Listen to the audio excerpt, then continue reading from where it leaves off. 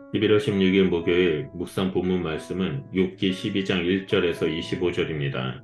욥은 새 친구들이 규범적 지혜를 자신들만 소유한 것처럼 말하는 것에 분노합니다.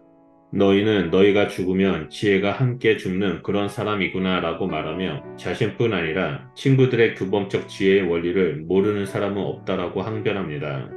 하나님을 불러 아뢰어 들으심을 입은 자신이 이웃에게 웃음거리가 되고 의롭고 온전한 자로 인정받은 자신이 조롱거리가 되었다라고 탄식합니다. 5절을 다시 번역하면 인생을 편안하게 산 자네들의 지혜는 완전히 부서진 사람에게 모욕을 주며 더 걸을 수 없는 자에게 폭력을 행사하는 것이다 라고 볼 수 있습니다. 욥은 친구들의 조언은 자신처럼 극심한 고난을 겪지 않았기 때문에 할 수 있는 소리라고 평가합니다. 또한 재앙을 멸시하나라는 말을 직역하면 폐허에 경멸을 하다라고 할 수 있습니다. 이어서 폐허는 욥 자신을, 경멸은 친구들의 말을 가리키는 것으로 읽는다면 친구들의 말은 완전히 폐허가 된 망가진 사람을 모욕하고 경멸하는 폭력이라는 의미가 됩니다. 그리고 재앙이 실족하는 자를 기다리는구나 라를 직역하면 저는 발을 때린다라는 의미입니다. 즉 똑바로 걷지 못하는 욥의 상태를 때리는 것이 친구들의 발언임을 의미합니다. 6절의 강도는 파괴하는 사람들, 폭력을 행사하는 사람들을 의미합니다. 5절에 묘사된 친구들의 행위가 폭력이라는 것을 한 번 더 확인시켜 줍니다. 즉 친구들의 행위는 욥 자신에게 폭력을 행사하는 것이고 그것은 하나님을 진노하게 하는 행위입니다. 하지만 현실은 폭력을 행사하는 친구들에게 특별한 문제가 발생하지 않는다는 사실은 인과응보의 원칙이 발동하지 않는 것을 증명하는 것입니다. 욥은 그 원리가 적용되지 않도록 하신 분이 하나님이라는 것을 다시 한번 상기시키며 하나님의 절대 주권을 강조합니다. 이어서 욥은 땅의 짐승들과 공중의 새들과 바다의 물고기에게 물어보라고 요청합니다. 이것들 중 어느 것이 여호와의 손이 이를 행하신 줄을 알지 못하랴라고 말하며 모든 것이 하나님의 주권하에 있음을 언급합니다. 그러면서 창조 세계가 하나님의 주권하에 있다라는 사실을 강조하기 위해 인간이 다다룰 수 없는 하늘과 바다를 예시로 듭니다. 욥은 7절에서 10절을 통해 창조 세계로부터 배우라고 말하고 규범적 지혜라는 관점으로만 세상을 보지 말고 현실에서 벌어지는 일들을 있는 그대로 보라는 반성적 지혜의 중요한 가르침 중 하나를 언급합니다. 그것은 강도의 장막을 형통하고 의롭고 온전한 자가 조롱거리가 되는 현실이 있음을 똑바로 직시하라는 가르침입니다. 이어서 12절에서 규범적 지혜의 전형적인 표현인 늙음은 곧 지혜라는 말을 통해 하나님의 절대 주권에 대한 발언과 상충시키며 지혜와 명철은 하나님께 속한 것임을 강조합니다.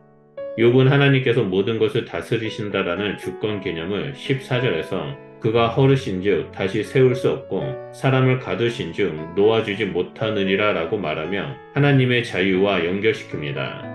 16절에서는 속은 자와 속이는 자가 둘 다 하나님의 심판 집행에 이용된다라고 말합니다.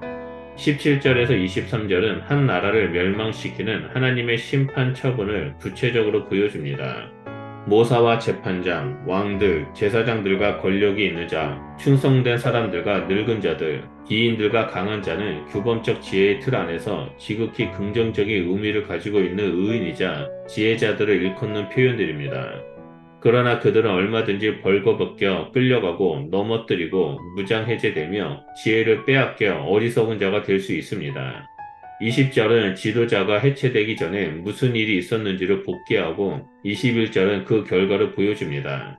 하나님은 한 나라를 멸망에 이르게 한 은밀한 것들을 밝히 드러내시며 한 나라를 파멸에 이르게 한 죽음의 그늘을 강명한 대로 나오게 하셔서 온 세상이 다 알게 하십니다. 하나님은 어떤 나라와 민족을 크고 널리 퍼지게 하실 수도 있으며 반대로 멸망시키거나 포로로 잡혀가게 하실 수 있습니다. 규범적 지혜에 따르면 의와 지혜와 선함으로 하나님의 선택을 받는 자만이 만민의 우두머리가 될 수 있습니다. 그러나 하나님의 주권은 그들에게서 총명을 빼앗아 어두운 밤길을 술 취한 사람처럼 비틀거리게 걷게 하실 수 있습니다.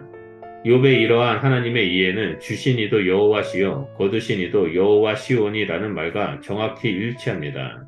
욥의 친구들은 인과응보라는 규범적 지혜를 가지고 판단하고 정죄하며 고통 가운데 있는 욥에게 말로 폭력을 행사하고 있습니다.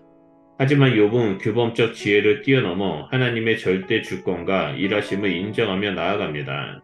욥의 고백처럼 하나님의 판단은 절대적이며 자유롭습니다.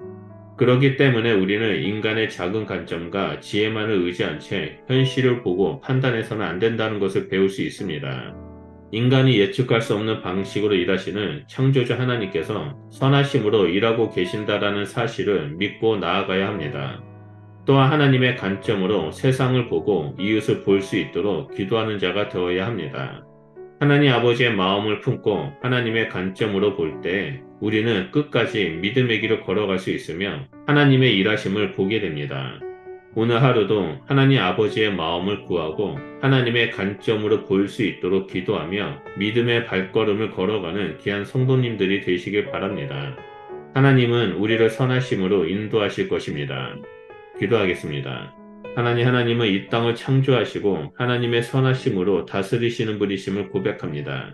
이 시간 우리가 하나님 앞에 간절히 소원하는 것은 우리가 이 땅에서 인간의 눈으로 바라보고 인간의 판단으로 결정짓는 것이 아니라 하나님의 눈으로 바라보고 하나님의 선하신 뜻이 무엇인지를 날마다 묵상하며 그 길을 걸어가는 자가 되길 소원합니다. 성령 하나님 우리 가운데 늘 함께 하셔서 하나님 아버지의 마음과 뜻을 알려주시고 우리가 그 길을 걸어갈 수 있도록 발걸음을 인도하여 주시옵소서. 그래서 이 땅에서 하나님의 백성된 삶을 살아가는 자가 될 수 있도록 함께하여 주시옵소서. 우리의 발걸음을 선하심으로 인도해 주시는 하나님께 감사드리며 예수 그리스도 이름으로 기도드립니다. 아멘.